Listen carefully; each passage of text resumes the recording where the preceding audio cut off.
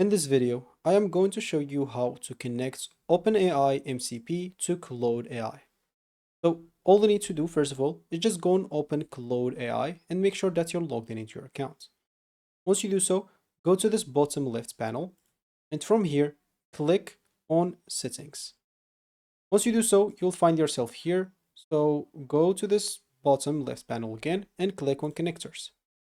From here, you can click on Add at the top right and click on Add a Custom Connector.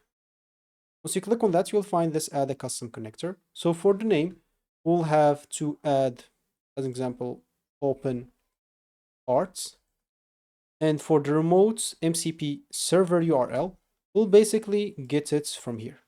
You can go and open your browser, type openart.ai/mcp, and then you'll find this. So you'll find basically how to connect it. You'll need to open connectors inside Claude and basically enter that URL with the name OpenArt. Then connect it and they'll take you to sign in into your OpenArt account.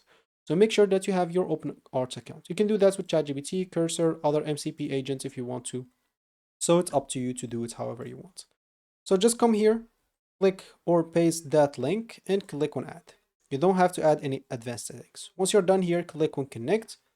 So once you click on connect, basically, you will find yourself with this page right here. And as you can see, all you need to do, just go and allow access. If you are not logged in, they will ask you to log in first. But if you are already logged in, you don't have to do anything. Just go and allow access. And as you can see, this will allow the OpenArt to be connected to Claude AI. So connected to OpenArt. Of course, this will open the browser mode. If you want to use this in here, so if you see that it's not connected yet, all you need to do is go and close it, or basically restart the application of Claude AI, and you should find it among your connections. So if you go here to connectors, at the moment it's not connected yet. So just go and quit and restart Claude AI.